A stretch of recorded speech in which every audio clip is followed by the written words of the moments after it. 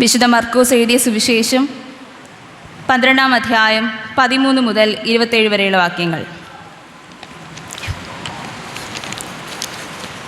ഈ ഒരു ഭാഗം പരിശോധിക്കുന്നതിന് മുമ്പായി മർക്കോസ് എഴുതിയ സുവിശേഷം 11-ാം അധ്യായം നാം അറിയേണ്ടത് അത്യാവശ്യമാണ്. നമുക്കെല്ലാവർക്കും സുപരിചിതമായിട്ടുള്ള ഒരു ഭാഗമാണ്. യേശു ക്രിസ്തു യെരുശലേമിലേക്ക് എത്തുകയും അവിടുത്തെ ദേവാലയത്തിലേക്ക് കടന്നു ചെന്ന് ദേവാലയത്തിൽ വിൽക്കുന്നവരെയും വാങ്ങുന്നവരെയും പുറത്താക്കുകയും ചെയ്യുന്ന ഒരു സംഭവമാണ് ആ വേദഭാഗത്തിൽ അവിടെ നമുക്ക് കാണാൻ കഴിയുന്നത്. യേശുവിൻ്റെ ഈ പ്രവൃത്തി കാരണം വിവിധ ജനവിഭാഗങ്ങളായ മഹാപുരോഹിതന്മാരും ശാസ്ത്രിമാരും മൂപ്പന്മാരും ഒക്കെ അവൻ്റെ അടുക്കൽ വന്ന് അവനെ ചോദ്യം ചെയ്യുന്ന ഒരു ഭാഗവും അതിൽ കാണാൻ കഴിയും. അവരിങ്ങനെയാണ് യേശുവിനോട് ചോദിക്കുന്നത്: നീ എന്ത് അധികാരം കൊണ്ടാണ് ഇത് ചെയ്യുന്നു എന്നും ഇത് ചെയ്യുവാനുള്ള അധികാരം നിനക്ക് തന്നത് ആരെന്നും അവരോട് ചോദിക്കുകയാണ് മഹാപുരോഹിതന്മാരും ശാസ്ത്രിമാരും. അതിന് യേശു തിരിച്ച് മറ്റൊരു ചോദ്യമാണ് അവരോട് തിരിച്ച് ചോദിക്കുന്നത്. യോഹന്നാൻ്റെ സ്നാനം സ്വർഗത്തിൽ നിന്നോ മനുഷ്യരിൽ നിന്നോ ഉണ്ടായത്? ഇങ്ങനെയാണ് അവൻ ചോദിച്ചത്. ഇതിനുള്ള ഉത്തരം മഹാപുരോഹിതന്മാർ ശാസ്ത്രിമാരുമൊക്കെ പറയുകയാണെങ്കിൽ അവർ നേരത്തെ ചോദിച്ച ചോദ്യത്തിനുള്ള ഉത്തരം പറയാമെന്നാണ് യേശു ക്രിസ്തു അവരോട് തിരിച്ചു മറുപടി പറയുന്നത്. എന്നാൽ അവർക്ക് അതിനുള്ള ഉത്തരം കൊടുക്കാനായിട്ട് കഴിയുന്നില്ല. തുടർന്ന് 12-ാം അധ്യായത്തിലെ ആദ്യത്തെ ഭാഗം പരിശോധിക്കുമ്പോൾ യേശു ക്രിസ്തു അവിടെ ഒരു മുന്തിരിത്തോട്ടത്തിൻ്റെ ഉപമയാണ് അവരോട് പങ്കുവയ്ക്കുന്നത്. ആ ഉപമയിലൂടെ അവരെ കൊള്ളിക്കുവാനായിട്ട് അല്ലെങ്കിൽ അവർക്കെതിരെ പറയുന്ന ഒരു ഉപമയാണെന്ന് അവർക്ക് മനസ്സിലാവുകയും ചെയ്യുന്നുണ്ട്. തുടർന്നുള്ള ഭാഗം നാം ഇന്ന് ധ്യാനിക്കുന്ന 13-ാം വാക്യം മുതൽ 37 വരെയുള്ള വാക്യങ്ങളാണ്. ഈ ഭാഗങ്ങളിൽ യേശുക്രിസ്തുവിനെ വാക്കുകളിൽ കൊടുക്കുവാനായിട്ട് യേശുക്രിസ്തുവിനോട് ഈ ജനവിഭാഗങ്ങൾ ഓരോരുത്തരും ചോദിക്കുന്ന 3 ചോദ്യങ്ങളാണ് ഇവിടെ കാണാൻ കഴിയുന്നത്. ഈ 3 ചോദ്യത്തിലും 2 ചോദ്യങ്ങൾ യേശുവിനെ കൊടുക്കുവാൻ മാത്രമായിട്ട് ആത്മാർത്ഥതയില്ലാത്ത ചോദ്യങ്ങളാണെന്ന് നമുക്ക് മനസ്സിലാക്കാൻ കഴിയും. 3-ാമത്തെ ചോദ്യം വളരെ ആത്മാർത്ഥമായി അല്ലെങ്കിൽ അതറിയാനുള്ള ആഗ്രഹത്തോടെ യേശുവിനോട് ചോദിക്കുന്ന ഒരു ചോദ്യവുമാണ്. ഈ ചോദ്യങ്ങൾ ഉന്നയിക്കുന്നത് പരീശന്മാരും ഹെരോദ്യരും സദൂക്യർ ശാസ്ത്രിമാർ എന്നീ ജനവിഭാഗങ്ങളാണ്.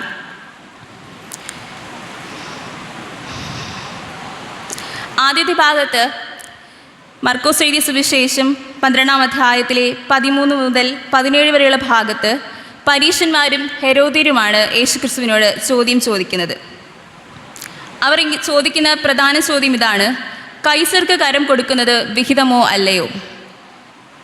ഇവിടെ യേശുക്രിസ്തു ഇതിനെ സമീപിക്കുന്ന അല്ലെങ്കിൽ ഇതിന് ഉത്തരം പറയുന്നത് വേറൊരു രീതിയിലാണ്.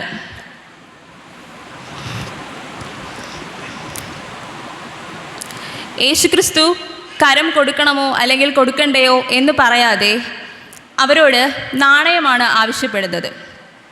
യേശുവിൻ്റെ ആവശ്യപ്രകാരം അവർ നാണയം കൊണ്ടുവരികയും ചെയ്യുന്നുണ്ട്. ഇവിടെ നാം അറിയേണ്ടതായിട്ടുള്ള കാര്യമുണ്ട്.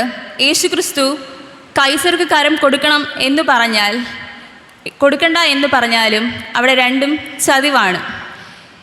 യേശുക്രിസ്തു കൊടുക്കണമെന്നാണ് പറയുന്നതെങ്കിൽ യേശുവിനെ വിശ്വസിക്കുന്ന ഒരു ജനവിഭാഗം, അതിപ്പോൾ അവൻ്റെ ശിഷ്യന്മാരും അവനെതിരെ തിരിയുന്നത് കാണാൻ കഴിയും. AD 6 റോമക്കാർ യെരുശലേമിലേക്ക് ഒരു നിയമം നടപ്പിലാക്കുകയാണ്. യെരുശലേമിലെ എല്ലാ നഗരവാസികളും കൈസർക്ക് നികുതി കൊടുക്കണം എന്നുള്ളൊരു നിയമം. എന്നാൽ ഇതിനെതിരെ ഗലീലക്കാരനായ യേശുവിൻ്റെ നാട്ടുകാരനായ യൂദാസ് ഒരു വിപ്ലവം അഴിച്ചുവിടുകയാണ്.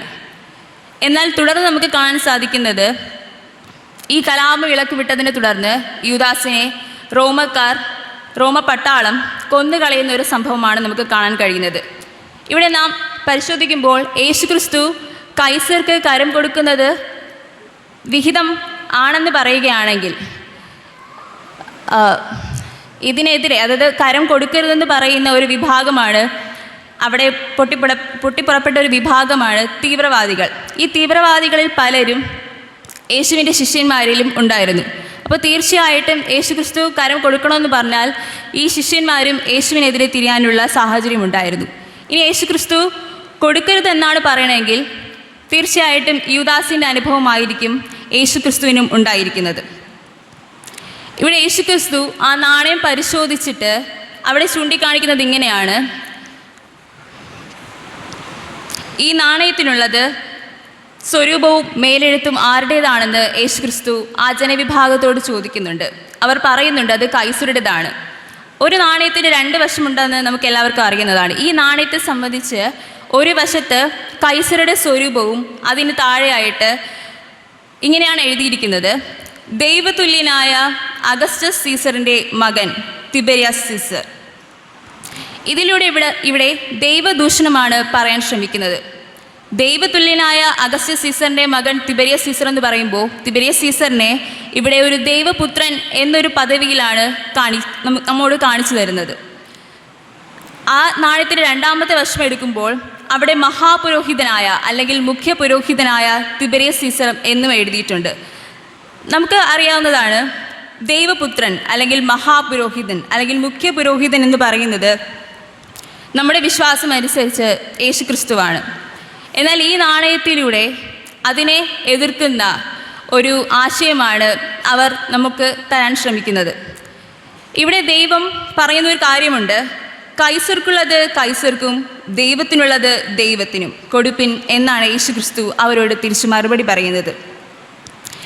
യേശുക്രിസ്തു ഒരിക്കലും കൈസർക്ക് കരം കൊടുക്കരുതെന്നോ അല്ലെങ്കിൽ കൊടുക്കണമെന്നോ നിർബന്ധമായിട്ട് പറയുന്നില്ല. പകരം യേശുക്രിസ്തു ഉദ്ദേശിക്കുന്നത് ഇതാണ്: കൈസരുടേതായിട്ടുള്ള നാണയം നിങ്ങൾ ഉപയോഗിക്കുന്നുണ്ട് എങ്കിൽ അതിൻ്റേതായിട്ടുള്ള നികുതിയും കൊടുക്കേണ്ടത് നിങ്ങളുടെ ഉത്തരവാദിത്തമാണ്. എന്നാൽ മഹത്വം കൊടുക്കേണ്ടത് എപ്പോഴും ദൈവത്തിനാണ്. നമ്മുടെ ജീവിതത്തിലും ഈ ലൗകികമായിട്ടുള്ള ഈ ലോകത്തിൽ നാം വസിക്കുമ്പോൾ ഇവിടെ നാം പാലിക്കേണ്ടതായിട്ടുള്ള ഒത്തിരി ഉത്തരവാദിത്തങ്ങൾ നമുക്കുണ്ട്. ആ ഉത്തരവാദിത്തങ്ങൾ നാം പാലിക്കുക തന്നെ വേണം. പക്ഷേ നാം എപ്പോഴും മഹത്വം കൊടുക്കേണ്ടത് നമ്മുടെ ദൈവത്തിനായിരിക്കണം. തുടർന്നുള്ള 18 മുതൽ 27 വരെയുള്ള വാക്യങ്ങൾ പരിശോധിക്കുമ്പോൾ അവിടെ അടുത്ത ചോദ്യവുമായിട്ട് യേശുക്രിസ്തുവിനെ മുമ്പിലേക്ക് എത്തുന്നത് സദൂക്യരാണ്. ഈ സദൂക്യർ എന്ന വാക്ക് പുതിയ നിയമത്തിലാണ് നമുക്ക് കാണാൻ സാധിക്കുന്നത്. യെഹെസ്കേൽ പ്രവാചകന്റെ പുസ്തകം 40-ാം അധ്യായം 46-ാം വാക്യത്തിൽ നമ്മൾ വായിച്ചാൽ, വടക്കോട്ട് ദർശനമുള്ള മണ്ഡപം യാഗപീഠത്തിൻ്റെ വിചാരകരായ പുരോഹിതന്മാർക്കുള്ളത്. ഇവർ യഹോവയ്ക്ക് ശുശ്രൂഷ ചെയ്യേണ്ടതിന് അടുത്തു ചെല്ലുന്ന ലേവ്യരിൽ സാദോക്കിൻ്റെ പുത്രന്മാരാകുന്നു. അതുപോലെ 2 ശമൂവേൽ 8:17 വായിക്കുകയാണെങ്കിൽ, അഹിദൂബിൻ്റെ മകൻ സാദോക്കും അബിദ്യാവിൻ്റെ മകൻ അഫീമേലേക്കും പുരോഹിതന്മാരും സെരായ രായസുകാരനുമായിരുന്നു. ഇവിടെ സാദോക്ക് എന്നൊരു പുരോഹിതനെ കുറിച്ച് എടുത്തു പറയുന്നുണ്ട്. ദൈവത്തെ പ്രസാദിപ്പിച്ചിരുന്ന ഒരു പുരോഹിതനാണ് സാദോക്ക്. ഈ സാദോക്കിൻ്റെ വംശപാരമ്പര്യത്തിൽപ്പെട്ട അല്ലെങ്കിൽ സാദോക്കിൻ്റെ വംശപരമ്പരയിൽപ്പെട്ട ജനങ്ങളാണ് അല്ലെങ്കിൽ അവരുടെ ആ ഒരു വംശപരമ്പരയിൽപ്പെട്ടവരാണ് സദൂക്യർ എന്ന് പറയുന്നത്. സദൂക്യർ അല്ലെങ്കിൽ സാദോക്ക് എന്ന വാക്കിൻ്റെ അർത്ഥമായിട്ട് വരുന്നത്, അതിൻ്റെ എബ്രായ പദം, സാദോക്ക് എന്ന വാക്കിൻ്റെ എബ്രായ പദം നീതിമാൻ എന്നതാണ്. ഈ സദൂക്യരെ കുറിച്ച് പറയുകയാണെങ്കിൽ ഇവർ വെറും ഒരു പുരോഹിതന്മാർ മാത്രമല്ല, ഒരു സമ്പന്ന വർഗം കൂടിയാണ്. സമ്പന്ന വർഗത്തിൽപ്പെട്ട ഒരു പുരോഹിത വർഗം ആണ് സാദൂക്യർ എന്ന് പറയുന്നത്. ഇവിടെ ദൈവശാസ്ത്രം നമുക്ക് അപ്പോസ്തല പ്രവൃത്തികൾ 23-ാം അധ്യായം 6 മുതൽ 10 വരെയുള്ള വാക്യങ്ങളിലൂടെ ദർശിക്കാനാവും. സദൂക്യർ പുനരുദ്ധാനത്തിലോ ആത്മാവിലോ ദൂതരിലോ എന്നതിലൊന്നും വിശ്വസിക്കുന്നില്ല എന്ന് ആ വാക്യത്തിലൂടെ നമുക്ക് കാണാൻ കഴിയും. സ്വർഗം, നരകം, നിത്യവിധി, ആത്മാവ്, നിത്യമായി ദൈവസന്നിധിയിൽ ആത്മാവ് വാഴുമെന്നോ ഒന്നും ഈ സദൂക്യ ജനവിഭാഗങ്ങൾ വിശ്വസിച്ചിരുന്നില്ല. ശരീരത്തിൻ്റെ ഉയർപ്പിലും അവർ വിശ്വസിക്കുന്നുണ്ടായിരുന്നില്ല. അവർ വിശ്വസിച്ചിരുന്നത് പഞ്ചഗ്രന്ഥങ്ങളായ ഉൽപ്പത്തി, പുറപ്പാട്, ലേവ്യ, സംഖ്യ, ആവർത്തനം എന്നീ പുസ്തകങ്ങളെയാണ് കൂടുതലായിട്ടും ഈ സദൂക്യ ജനവിഭാഗങ്ങൾ വിശ്വസിച്ചുകൊണ്ടിരുന്നത്. ഇവിടെ യേശുക്രിസ്തു അവരോട് പറയാൻ ശ്രമിക്കുന്നത് ഇങ്ങനെയാണ്. യേശുക്രിസ്തു അവർക്ക് കൊടുക്കുന്ന ഉത്തരം ഇതാണ്: നിങ്ങൾ തിരുവെഴുത്തുകളെയും ദൈവശക്തിയെയും അറിയായ്ക കൊണ്ടല്ലയോ തെറ്റിപ്പോകുന്നത്. മരിച്ചവരിൽ നിന്ന് ഉയർത്തെഴുന്നേൽക്കുമ്പോൾ വിവാഹം കഴിക്കുകയില്ല, വിവാഹത്തിന് കൊടുക്കപ്പെടുകയുമില്ല. സ്വർഗത്തിലെ ദൂതന്മാരെ പോലെയാകും. എന്നാൽ മരിച്ചവർ ഉയർത്തെഴുന്നേൽക്കുന്നതിനെക്കുറിച്ച് മോശയുടെ പുസ്തകത്തിൽ മുൾപ്പടർപ്പ് ഭാഗത്ത് ദൈവം അവനോട്, ഞാൻ അബ്രഹാമിൻ്റെ ദൈവവും ഇസഹാക്കിൻ്റെ ദൈവവും യാക്കോബിൻ്റെ ദൈവവും എന്ന് അരുളി ചെയ്ത പ്രകാരം വായിച്ചിട്ടില്ലയോ? അവൻ മരിച്ചവരുടെ ദൈവമല്ല, ജീവനുള്ളവരുടെ ദൈവമത്രേ. നിങ്ങൾ വളരെ തെറ്റിപ്പോകുന്നു. ഈ ഒരു ഭാഗത്ത് സദൂക്യർ ചോദ്യം ഉന്നയിക്കുന്നതോടൊപ്പം തന്നെ ഒരു കാര്യം കൂടെ പറയുന്നുണ്ട്. ഒരുത്തൻ സഹോദരൻ ഇല്ലാതെ മരിച്ച് അവൻ്റെ ഭാര്യ ശേഷിച്ചാൽ അവൻ്റെ ഭാര്യ അവൻ്റെ സഹോദരന്മാരെ പരിഗ്രഹിച്ചു, എന്നിട്ട് സഹോദരന്മാർ മരിച്ചുപോയി, പിന്നീട് സ്വർഗത്തിലേക്ക് എത്തിച്ചേരുമ്പോൾ അവൻ ആരുടെ, അല്ലെങ്കിൽ പുനരുത്ഥാനത്തിൻ്റെ സമയത്ത് ആരുടെ ഭാര്യയായി തീരുമെന്നൊരു ചോദ്യമാണ് അവർ ഉന്നയിക്കുന്നത്. അവിടെ യേശുക്രിസ്തു അവരോട് പറയുന്നത് ഇങ്ങനെയാണ്: നിങ്ങൾ വേദഭാഗം പഠിക്കുന്നു, അല്ലെങ്കിൽ വാക്യങ്ങൾ പഠിക്കുന്നു, പക്ഷെ നിങ്ങൾ അതിൻ്റെ തെറ്റായ രീതിയിലാണ് വ്യാഖ്യാനിക്കാൻ ശ്രമിക്കുന്നത് എന്നാണ് യേശുക്രിസ്തു അവരോട് പറയുന്നത്. അതായത് വാക്യം മാത്രം പഠിച്ചാൽ പോരാ, അതിൻ്റെ പൊരുളുകൾ കൂടെ നമ്മൾ അറിയേണ്ടതിൻ്റെ ആവശ്യകതയാണ് യേശുക്രിസ്തു ഇവിടെ മുന്നോട്ട് വയ്ക്കുന്നത്. രണ്ടാമതായി പറയുന്നത് ദൈവത്തിൻ്റെ ശക്തി നാം അറിയേണ്ടതിൻ്റെ അത്യാവശ്യകതയാണ്. നാം അറിയുന്നതിനും വളരെ മുകളിലാണ് ദൈവത്തിൻ്റെ ശക്തി എന്ന് പറയുന്നത്.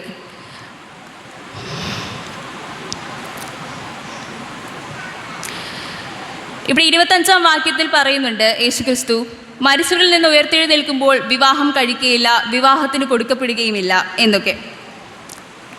മരിച്ചു കഴിയുമ്പോൾ നമ്മുടെ കുടുംബം, ഈ ലോകത്ത് നമ്മുടെ കുടുംബം സ്വർഗത്തിലേക്ക് എത്തുമ്പോൾ അവിടെ മാറപ്പെടുകയാണ്. അവിടെ നാം ദൈവത്തിൻ്റെ മക്കളും യേശുവിൻ്റെ സഹോദരന്മാരുമായിട്ടാണ് മാറുന്നത്. മരിച്ചവർ അവിടേക്ക് എത്തുമ്പോൾ ദൂതന്മാരെ പോലെ ആകുന്നു എന്നാണ് യേശുക്രിസ്തു പറയാൻ ശ്രമിക്കുന്നത്. 26-ാം വാക്യത്തിൽ യേശുക്രിസ്തു ഇങ്ങനെയാണ് പറയുന്നത്: ഇവർ വിശ്വസിക്കുന്ന പഞ്ചഗ്രന്ഥങ്ങളിലെ മോശയുടെ പുസ്തകമായ പുറപ്പാടിൻ്റെ ഒരു വാക്യമാണ് യേശുക്രിസ്തു ചൂണ്ടിക്കാണിക്കുന്നത്. ഞാൻ അബ്രഹാമിൻ്റെ ദൈവവും ഇസഹാക്കിൻ്റെ ദൈവവും യാക്കോബിൻ്റെ ദൈവവും എന്ന് അരുളി ചെയ്ത പ്രകാരം വായിച്ചിട്ടില്ലയോ? അവൻ മരിച്ചവരുടെ ദൈവമല്ല, ജീവനുള്ളവരുടെ ദൈവമത്രേ. നിങ്ങൾ വളരെ തെറ്റിപ്പോകുന്നു. ഇതിലൂടെ ഇവർ വിശ്വസിക്കുന്നില്ല പുനരുത്ഥാനം സംഭവിക്കുന്നു എന്ന്. പക്ഷെ ഇവർ വിശ്വസിക്കുന്ന പുസ്തകത്തിൽ തന്നെ എഴുതിയിട്ടുണ്ട്. ദൈവം മോശയോട് പറയുകയാണ് അവൻ അബ്രഹാമിൻ്റെ ദൈവവും ഇസഹാക്കിൻ്റെ ദൈവവുമാണെന്ന്. ആ സമയത്ത് നാം പരിശോധിക്കുമ്പോൾ അബ്രഹാമൊക്കെ ഈ ലോക ജീവിതത്തിൽ നിന്നും മരിച്ചിട്ടുള്ള വ്യക്തികളാണ്. പക്ഷേ അവിടെ പറയുന്നത് അവർ ജീവിച്ചിരിക്കുന്നവരായിട്ടാണ് ദൈവം മോശയോട് കൽപ്പിക്കുന്നത്. അപ്പോൾ അതിൽ നിന്ന് തന്നെ നമുക്ക് മനസ്സിലാവും ഇവർ ഈ പുനരുത്ഥാനമില്ല എന്ന് പറയുന്ന ഈ ഒരു ഭാഗത്ത് പോലും ഇവർ വിശ്വസിക്കുന്നതിൽ ഭേദമായിട്ട് അവിടെ പുനരുത്ഥാനത്തെ അനുകൂലിച്ചുകൊണ്ടാണ് ദൈവം മോശയോട് പറയുന്നത്. ഒരു വ്യക്തിക്ക് ദൈവത്തോട് ബന്ധപ്പെടാൻ സാധിക്കുന്നുണ്ടെങ്കിൽ അവർ ജീവനോടെ ഇരിക്കണം എന്നാണ് നമുക്ക് മനസ്സിലാക്കാൻ കഴിയുന്നത്. ഈ ലോകജീവിതത്തിൽ നിന്ന് മരിച്ചു കഴിഞ്ഞാലും മറ്റൊരു ലോകത്ത്, അല്ലെങ്കിൽ സ്വർഗത്തിൽ അവർ ജീവനോടെ ദൈവത്തോടൊപ്പം കഴിയുന്നവരാണ്. അതുകൊണ്ട് തന്നെ മരണാനന്തര ജീവിതമുണ്ടെന്നും കർത്താവ് ഇതിലൂടെ പറയാൻ ശ്രമിക്കുന്നു. മർക്കോസ് എഴുതിയ സുവിശേഷം 12-ാം അധ്യായം 28 മുതൽ 34 വരെയുള്ള വാക്യങ്ങൾ പരിശോധിക്കുമ്പോൾ അതിൽ അടുത്ത ചോദ്യമായി എത്തുന്നത് ശാസ്ത്രിമാരിൽ ഒരുവനാണ്. ശാസ്ത്രിമാർ യേശുക്രിസ്തുവിന് എതിരായിരുന്നുവെങ്കിലും ഇവിടെ ശാസ്ത്രിമാരിൽ ഒരുവൻ യേശുക്രിസ്തുവിനോട് ഉന്നയിക്കുന്ന ചോദ്യം വളരെ ആത്മാർത്ഥമായിട്ടാണ് ഉന്നയിക്കുന്നത്. ഒരു യേശുക്രിസ്തുവിനെ അടുത്തറിയാനുള്ള ഒരാഗ്രഹത്തോടെയാണ് അവൻ ഈ ചോദ്യം ചോദിക്കുന്നത്. ചോദ്യം ഇങ്ങനെയാണ്: എല്ലാറ്റിനും മുഖ്യകൽപ്പന ഏത് എന്നാണ് യേശുക്രിസ്തുവിനോട് ആ ശാസ്ത്രിമാരിൽ ഒരുവൻ ചോദിക്കുന്നത്. അതിന് യേശു അവിടെ പറയുന്നത്, ഇസ്രായേലെ കേൾക്ക, നമ്മുടെ ദൈവമായ കർത്താവ് ഏക കർത്താവ്. നിന്റെ ദൈവമായ കർത്താവിനെ നീ പൂർണ്ണ ഹൃദയത്തോടും പൂർണ്ണ ആത്മാവോടും പൂർണ്ണ മനസ്സോടും പൂർണ്ണ ശക്തിയോടും കൂടെ തന്നെ സ്നേഹിക്കണം എന്നാകുന്നു. രണ്ടാമത്തേതോ കൂട്ടുകാരനെ നിന്നെപ്പോലെ തന്നെ സ്നേഹിക്കണം എന്നത്രേ. ഇവയിൽ വലുതായിട്ട് മറ്റൊരു കൽപ്പനയും ഇല്ല എന്ന് ഉത്തരം പറഞ്ഞു.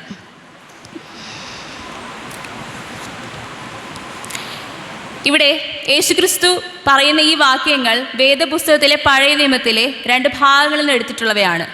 ഒന്ന് ആവർത്തന പുസ്തകം 6-ാം അധ്യായം 4 മുതൽ 6 വരെയുള്ള വാക്യങ്ങളും, മറ്റൊന്ന് ലേവ്യ പുസ്തകം 19-ന്റെ 18-ാം വാക്യവും. ആവർത്തന പുസ്തകം 6-ന്റെ 4 മുതൽ 6 വരെയുള്ള വാക്യങ്ങളിൽ പൂർണ്ണ ആത്മാവോടുകൂടെ നിന്റെ ദൈവമായ കർത്താവിനെ നീ പൂർണ്ണ ഹൃദയത്തോടും പൂർണ്ണ ആത്മാവോടും പൂർണ്ണ മനസ്സോടും പൂർണ്ണ ശക്തിയോടും കൂടി സ്നേഹിക്കണമെന്ന് അവിടെ നമുക്ക് കാണാൻ കഴിയുന്നു. നാം ദൈവത്തെ സ്നേഹിക്കേണ്ടത് ഹൃദയം കൊണ്ടാണ്, അല്ലാതെ നമ്മുടെ അധരം കൊണ്ട് മാത്രമല്ല എന്നൊരു ആശയമാണ് അതിലൂടെ നമുക്ക് കിട്ടുന്നത്. പൂർണ്ണ ആത്മാവോട് കൂടെ സ്നേഹിക്കണം എന്ന് പറയുമ്പോൾ ദൈവം ആത്മാവാണ്. ദൈവം നാമുമായിട്ടൊരു ബന്ധം വന്നു ചേരുന്നതും ആത്മാവിലൂടെയാണ്. ആത്മാവാണ് ദൈവത്തോട് സമ്പർക്കം ചെയ്യാനുള്ള നമ്മുടെ ഒരു മീഡിയം എന്ന് പറയുന്നത്. അതുകൊണ്ട് തന്നെ ശരീരത്തിൽ നാം ദൈവകൃപ അനുഭവിക്കുന്നുണ്ടെങ്കിൽ അത് ആത്മാവ് അനുഭവിക്കുന്നതിൻ്റെ ലക്ഷണമായിട്ടാണ് യേശുക്രിസ്തു ചൂണ്ടിക്കാണിക്കുന്നത്. പൂർണ്ണ ശക്തിയോടുകൂടി സ്നേഹിക്കുക എന്ന് പറയുന്നത് ശരീരം കൊണ്ട് നാം അവനെ സ്നേഹിക്കണമെന്നാണ്. ഇതിലൂടെ നാം മനസ്സിലാക്കേണ്ടത്, നാം ദൈവത്തെ സ്നേഹിക്കേണ്ടത് കേവലം നമ്മുടെ ശരീരം കൊണ്ട് മാത്രമല്ല, നമ്മുടെ മുഴുവൻ വ്യക്തിത്വം കൊണ്ടാണ് നാം ദൈവത്തെ സ്നേഹിക്കേണ്ടതെന്നാണ്. തുടർന്ന് ഈ ശാസ്ത്രിമാരിൽ ഒരുവനോട് യേശു പറയുന്നുണ്ട്, നീ ദൈവരാജ്യത്തോട് ആഗതവനല്ല എന്ന്. ഇവിടെ ഒരിക്കലും ആ ശാസ്ത്രിമാരിൽ ഒരുവനായിട്ടുള്ള അവരോട് ദൈവരാജ്യത്തിനോട് വളരെ അടുത്തവനാണ് എന്ന് പറയുന്നതുമില്ല. അവിടെ ഉദ്ദേശിക്കുന്നത് ആ ശാസ്ത്രിമാരിൽ ഒരുവൻ നിയമങ്ങൾ മാത്രം ആചരിച്ചാൽ പോരാ, ദൈവരാജ്യത്തിൽ പ്രവേശിക്കണമെങ്കിൽ അവർ യേശുവിനെ രക്ഷകനായി തന്നെ സ്വീകരിക്കണം എന്നൊരാശയമാണ് ആ ശാസ്ത്രിമാരിൽ ഒരുവനോട് യേശു ക്രിസ്തു പറയാൻ ആഗ്രഹിക്കുന്നത്. അടുത്തുള്ള ഭാഗം 35 മുതൽ 37 വരെയുള്ള വാക്യങ്ങൾ നാം പരിശോധിക്കുമ്പോൾ ഇത്രയും ചോദ്യങ്ങൾ ചോദിച്ച് അവരെ ആശയക്കുഴപ്പത്തിലാക്കാൻ വേണ്ടി യേശു അവരോട് ഒരു ചോദ്യം ചോദിക്കുകയാണ് ചെയ്യുന്നത്. ക്രിസ്തു ദാവീദിൻ്റെ പുത്രൻ എന്ന് ശാസ്ത്രിമാർ പറയുന്നത് എങ്ങനെ? ഇവിടെ ഈ ഒരു ഭാഗം പരിശോധിക്കുമ്പോൾ ചിലപ്പോൾ നമുക്ക് തോന്നും, യേശു ദാവീദിൻ്റെ പുത്രനല്ല എന്നാണോ സ്വയം പറയാൻ ശ്രമിച്ചത് എന്നൊരു ആശയക്കുഴപ്പത്തിൽ നാം ആകാനുള്ള സാധ്യതയുണ്ട്. പക്ഷേ ഇവിടെ ചോദ്യങ്ങൾ ഉന്നയിച്ചതിന് ഒരു കാരണമുണ്ടായിരുന്നു.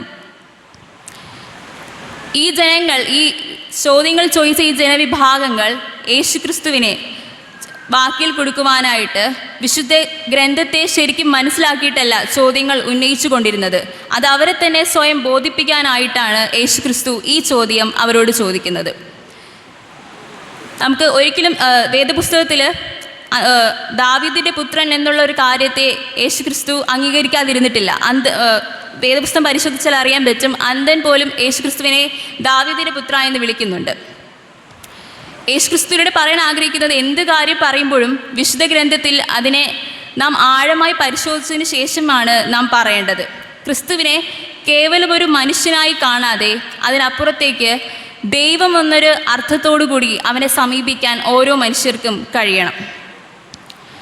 സങ്കീർത്തനം 110 ആദ്യത്തെ വാക്യത്തിൽ ഇങ്ങനെയാണ് പറയുന്നത്, കർത്താവ് എൻ്റെ കർത്താവിനോട്, ഞാൻ നിന്റെ ശത്രുക്കളെ നിന്റെ പാദപീഠമാക്കുമ്പോഴും എൻ്റെ വലതു ഭാഗത്തിരിക്കുക എന്ന് അരുളി ചെയ്തു. ഇവിടെ ദാവീദ് പരിശുദ്ധാത്മാവിനാൽ പറയുന്ന വാക്കുകളാണ് യേശുക്രിസ്തു അവരോട് ഉന്നയിക്കുന്നത്. ദാവീദ് തന്നെ യേശുക്രിസ്തുവിനെ അല്ലെങ്കിൽ വീണ്ടും വരാനിരിക്കുന്ന മശിഹായെ കർത്താവ് എന്നാണ് അഭിസംബോധന ചെയ്യുന്നത്. ഇവിടെ ജനങ്ങൾ ദാവീദിൻ്റെ പുത്രനാണ് മശിഹ എന്ന് പറയുമ്പോൾ ദാവീദ് സ്വയം അവനെ കർത്താവ് എന്ന് അഭിസംബോധന ചെയ്യുന്നു. ഇവിടെ ആദ്യത്തെ കർത്താവ്, ദാവീദ് ഉന്നയിക്കുന്ന വാക്യത്തിൽ ആദ്യത്തെ കർത്താവ് എന്നതുകൊണ്ട് ദാവീദ് സൂചിപ്പിക്കുന്നത് പിതാവിനെയും, രണ്ടാമത്തെ കർത്താവ് വരുവാനിരിക്കുന്ന മശിഹായെയുമാണ് സൂചിപ്പിക്കുന്നത്. ദാവീദിനറിയാമായിരുന്നു തൻ്റെ സന്തതി പരമ്പരയിൽ ഒരാൾ നിത്യമായ രാജ്യത്വം പ്രാപിക്കുക തന്നെ ചെയ്യുമെന്ന്. ദാവീദ് പ്രവചിച്ച കർത്താവ് അല്ലെങ്കിൽ മശിഹായെ ദാവീദ് തന്നെ കർത്താവ് എന്ന് വിളിച്ചെങ്കിൽ അത് വെറും മനുഷ്യനല്ല എന്ന് നാം മനസ്സിലാക്കേണ്ടതുണ്ട്.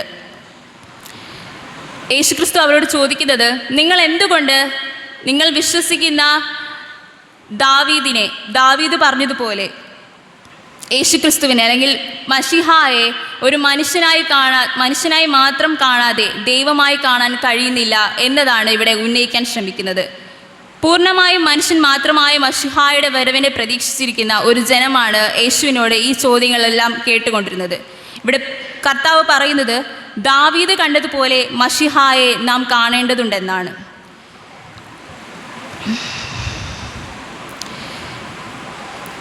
ദൈവത്തെ മനസ്സിലാക്കണം അല്ലെങ്കിൽ കർത്താവിനെ മനസ്സിലാക്കണമെങ്കിൽ വിശുദ്ധ ഗ്രന്ഥം നാം ആഴത്തിൽ മനസ്സിലാക്കേണ്ടതിൻ്റെ ആവശ്യകത ഏറെയാണ്.